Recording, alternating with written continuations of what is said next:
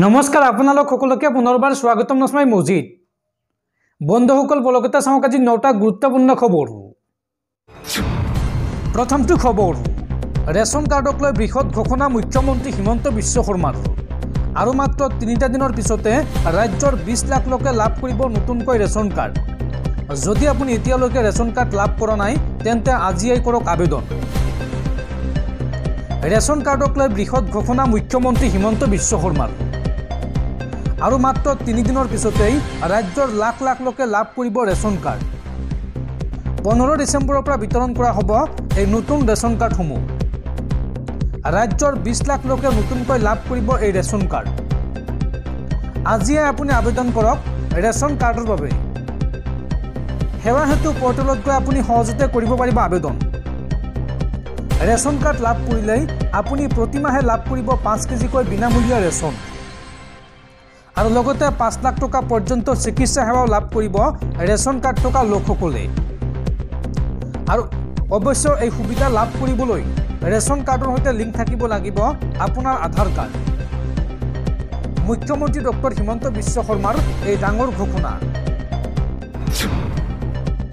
পৰৱৰ্তী খবৰ এই বেনাৰটোলৈ আপোনালোকে ভালদৰে মন কৰক এই বেনাৰটো আপোনালোকে নিশ্চয় যোৱা কেইদিনমানৰ পৰা কৰবাত নহয় কৰবাত দেখিছে যত লিখা আছে তোমাৰ নাম কি আৰু এতিয়া নাম হতি বিপদত পৰিছে এই অনামী কোম্পানী যতে ততে যধে মধে বেনাৰ লগাই বিপদত পৰিছে এই কোম্পানী কিহৰ এই বিজ্ঞাপন কোনেও কিন্তু এই পৰ্যন্ত নাজানে কিন্তু এই বেনাৰ লগাই এইবাৰ বিপদত পৰিছে এই অনামী কোম্পানী যধে মধে বেনাৰ লগাই বিপদত পৰিছে এইবাৰ কোম্পানী যতে ততে বেনাৰ লগাইছিল তোমাৰ নাম কি বুলি আৰু নাম হতি এতিয়া বিপদত পৰিছে বিশেষ কোম্পানী পৌৰ নিগমৰ অনুমতি নোহোৱাকৈ ডিব্ৰুগড় চহৰত লগাইছিল যতে ততে বেনাৰ আৰু অবহত নীতি বহিৰ্ভূত এই বেনাৰ নমালে পৌৰ নিগমে অনুমতি নোহোৱাকৈ কোনো কোম্পানীক বেনাৰ লগাবলৈ দিয়া নহব এই মন্তব্য পৌৰ নিগমৰ বা এই ঘোষণা কৰিছে ডিব্ৰুগড় পৌৰ নিগমৰ মেয়ৰ ডাক্তৰ সৈকত পাত্ৰ পৌৰ নিগমৰ অনুমতি নোহোৱাকৈ কোনো বেনাৰ লগাব নোৱাৰিব এই ঘোষণা কৰিছে ডিব্ৰুগড় পৌৰ নিগমৰ মেয়ৰ ডাক্তৰ সৈকত পাত্ৰই পৰৱৰ্তী খবৰ দেশবাসীলৈ ভাল খবৰ শীঘ্ৰেই ভাৰতত মুকলি হ'ব এলন মাস্কৰ কোম্পানী টেছলাৰ প্ৰথমটো শ্বৰুম সংবাদ সংস্থা ৰয়টাৰৰ প্ৰতিবেদন অনুসৰি টেছলাই দিল্লী আৰু ইয়াৰ আশে-পাশে থকা অঞ্চলত শ্বৰুম স্থাপনৰ বাবে ঠাই বিচাৰি আছে আৰু ঠাই বিচাৰি ইতিমধ্যে আলোচনাত মিলিত হৈছে DLFৰ সৈতে দৰ্শকসকল আৰু বহুত গুৰুত্বপূৰ্ণ খবৰ আছে তাৰ আগতে আপোনাক জনাও যে যদি আপুনি এতিয়ালৈকে এইটো ভিডিঅ'ত লাইক কৰা নাই তেন্তে এতিয়াই ভিডিঅ'টোত লাইক কৰি দিয়ক আৰু এনেকুৱা ধৰণৰ ভিডিঅ'সমূহ নিতৌ চাবলৈ চেনেলটো সাবস্ক্ৰাইব কৰি কাষত থকা বেল আইকনটো প্ৰেছ কৰি ৰাখক পৰৱৰ্তী খবৰ বানত ক্ষতিগ্ৰস্ত পৰিয়াললৈ ভাল খবৰ ৰাজ্যৰ 6 লাখ পৰিয়ালক দিয়া হ'ব বান সাহায্য এই সন্দৰ্ভত বৃহৎ ঘোষণা মুখ্যমন্ত্ৰী হিমন্ত বিশ্ব শৰ্মাৰ বানত ক্ষতিগ্ৰস্ত পৰিয়াললৈ ভাল খবৰ ৰাজ্যৰ 6 লাখ ক্ষতিগ্ৰস্ত পৰিয়ালক দিয়া হ'ব বান সাহায্য মুখ্যমন্ত্ৰী ডক্টৰ হিমন্ত বিশ্ব শৰ্মাৰ ডাঙৰ ঘোষণা 370 কোটি টকাৰ বান সাহায্য বিতৰণ কৰিব ৰাজ্য চৰকাৰে আৰু অহা 15 ডিসেম্বৰৰ পূৰ্বে প্ৰদান কৰা হ'ব এই বান সাহায্যৰ ধন আজিৰ দিনটোত এই বৃহৎ ঘোষণা কৰিছে মুখ্যমন্ত্ৰীয়ে পৰৱৰ্তী খবৰ প্ৰতিটো নিৰ্বাচনত একেৰাহে পৰাজয় বৰণ কৰি এইবাৰ জ্যোতিষীৰ শৰণাপন্ন হৈছে অসম প্ৰদেশ কংগ্ৰেছ কমিটি আৰু জ্যোতিষীয়ে এতিয়া হেক ভৰসা কংগ্ৰেছৰ বাবে আৰু 2026ত এইবাৰ কংগ্ৰেছে চৰকাৰ গঠন কৰিব যদিহে এইটো কাম কৰে কংগ্ৰেছে জ্যোতিষীয়ে দিলে পৰামৰ্শ কি কাম কৰিলে অসমত কংগ্ৰেছে চৰকাৰ গঠন কৰিব চাও আহক ৰাজীৱ ভৱনত পশ্চিম ফালে বহিলেহে চৰকাৰ গঠন কৰিব পাৰিব কংগ্ৰেছে ৰাজীৱ ভৱন পৰিদৰ্শন কৰি এই মন্তব্য জ্যোতিষীৰ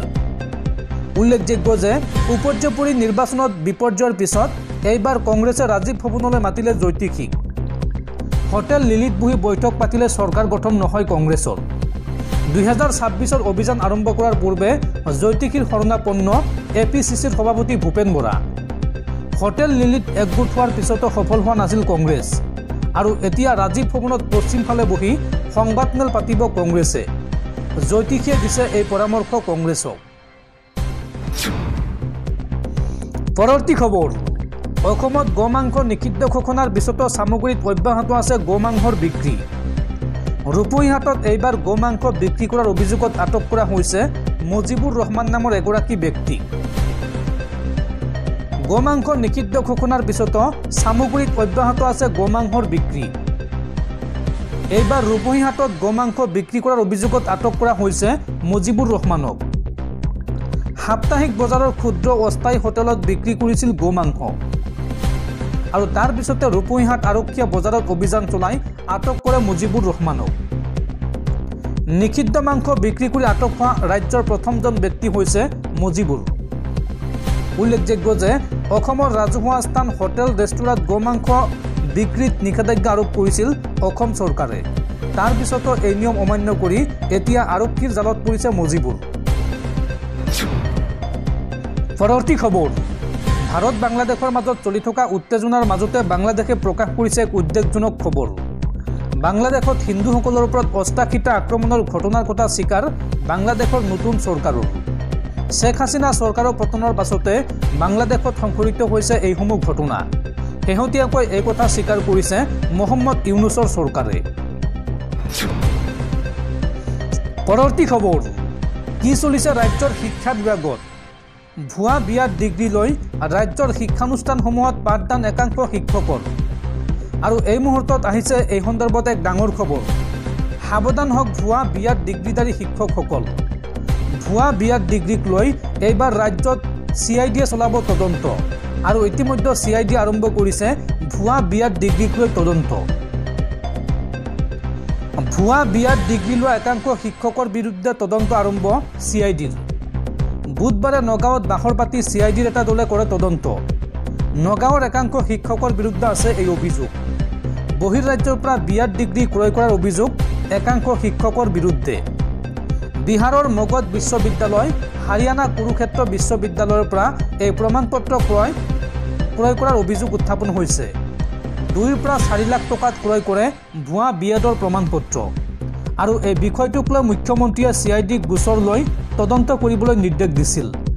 আৰু মুখ্যমন্ত্ৰীৰ নিৰ্দেশ মৰ্মে CIDয়ে টেট শিক্ষকৰ বিয়াৰ ডিগ্ৰী সন্দৰ্ভত বিভাগৰ পৰা বিচাৰিছিল তথ্য শিক্ষা বিভাগে এক জাননীযোগে প্ৰতিখন জিলাৰ পৰা তথ্য বিচাৰিছিল আৰু সেই জাননীৰ পিছতে বহিৰ্ৰাজ্যৰ পৰা ডিগ্ৰী ক্ৰয় কৰা শিক্ষকৰ মাজত লাগিছে হাহাকাৰ টেট উত্তীৰ্ণ একাংশ শিক্ষকক বিয়াৰ ডিগ্ৰীৰ বাবে সময় দিছে শিক্ষা বিভাগে কিন্তু একাংশ শিক্ষকে টকা দি বহিৰ্ৰাজ্যৰ পৰা ক্ৰয় কৰে বিয়াদৰ প্ৰমাণপত্ৰ অৰ্থাৎ নিজে অধ্যয়ন কৰাৰ পৰিৱৰ্তে বহিৰ্ৰাজ্যৰ পৰা টকাৰ বিনিময়ত বিয়াদৰ প্ৰমাণপত্ৰ ক্ৰয় কৰিছিল আৰু সেই সকল শিক্ষকৰ বিপদ সমাগত কিয়নো এই সন্দৰ্ভত CID আৰম্ভ কৰিছে তদন্ত পৰৱৰ্তী খবৰ হিন্দুৰ বাবে চকুপানী নাই অখিল গগৈৰ দৰে বাওপন্থী লোকসকল হিন্দু বিৰোধী অখিল গগৈক লৈ এইবাৰ বিস্ফোৰক মন্তব্য মুখ্যমন্ত্ৰী হিমন্ত বিশ্ব শৰ্মাৰ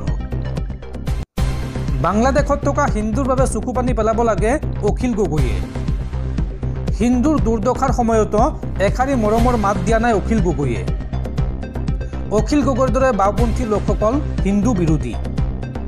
পুনৰ এবাৰ এই কথা প্ৰমাণ কৰিলে অখিল গগৈয়ে হিন্দু বিৰোধী এই লোকজনক সমাজে কিদৰে গ্ৰহণ কৰিব সেয়া বিচাৰ কৰা উচিত সংখ্যালঘু প্ৰসংগত অখিল গগৈৰ মন্তব্যক লৈ এইদৰে সৰব হৈ পৰিল মুখ্যমন্ত্ৰী হিমন্ত বিশ্ব শৰ্মা উল্লেখযোগ্য যে অসমৰ সংখ্যালঘু মুছলমানক লৈ মন্তব্য কৰিছিল অখিল গগৈয়ে কৈছিল বাংলাদেশৰ হিন্দুৰ দৰে অসমৰ মুছলমানৰ অৱস্থা হৈছিল এই মন্তব্য কৰিছিল অখিল গগৈয়ে বাংলাদেশৰ হিন্দুৰ দৰে অসমত টাৰ্গেট হৈছে সংখ্যালঘু মুছলমানসকল এই মন্তব্য কৰিছিল অখিল গগৈয়ে আৰু অখিল গগৈৰ এই মন্তব্য সন্দৰ্ভত হিমন্ত বিশ্ব শৰ্মাই অখিল গগৈক হিন্দু বিৰোধী আখ্যা দিয়ে পৰৱৰ্তী খবৰ দিল্লী বিধানসভা নিৰ্বাচনত কংগ্ৰেছৰ সৈতে মিত্ৰতা নকৰে আম আদমি পাৰ্টিয়ে এই সন্দৰ্ভত আপৰ মুৰব্বী অৰবিন্দ কেজৰিৱালে মন্তব্য কৰি কয় যে কংগ্ৰেছৰ সৈতে মিত্ৰতা নহয় তিনিবাৰ অকলে জয়ী হৈছো আৰু এইবাৰৰ নিৰ্বাচনত অকলে জয়ী হ'ম এই মন্তব্য অৰবিন্দ কেজৰিৱালৰ দিল্লী বিধানসভা নিৰ্বাচনৰ পূৰ্বে আম আদমি পাৰ্টি চমুকৈ আপ আৰু কংগ্ৰেছৰ মাজত মিত্ৰতা হ'ব বুলি চলি থকা চৰ্চাত নস্যাৎ কৰিছে ৰাজ্যখনৰ প্ৰাক্তন মুখ্যমন্ত্ৰী তথা আপৰ মুৰব্বী অৰবিন্দ কেজৰিৱালে। আম আদমি পাৰ্টিৰ প্ৰধান অৰবিন্দ কেজৰিৱালে কয় যে আগন্তুক নিৰ্বাচনত আম আদমি পাৰ্টিয়ে অকলে প্ৰতিদ্বন্দ্বিতা আগবঢ়াব। কংগ্ৰেছৰ সৈতে মিত্ৰতা কৰাৰ কোনো সম্ভাৱনা নাই বুলিও অৰবিন্দ কেজৰিৱালে উল্লেখ কৰে। দিল্লী বিধানসভা নিৰ্বাচনত আম আদমি পাৰ্টিয়ে কংগ্ৰেছ দলক 15খন আসন এৰি দিব বুলি চৰ্চা চলিছিল যদিও আজি অৰবিন্দ কেজৰিৱালে সামাজিক মাধ্যম এক যোগে এটা পোষ্ট শ্বেয়াৰ কৰি অকলে নিৰ্বাচনত অৱতীৰ্ণ হ'ব বুলি মন্তব্য কৰে। অৰবিন্দ কেজৰিৱালৰ উপৰিও দলটোৰ ৰাজ্যসভাৰ সাংসদ ৰাঘৱ চাড্ডায়ো আগন্তুক দিল্লী বিধানসভা নিৰ্বাচনত আম আদমি পাৰ্টি বা এই দলটোৱে নিজৰ সাংগঠনিক শক্তিৰ সহায়ত অৱতীৰ্ণ হ'ব বুলি উল্লেখ কৰিছিল।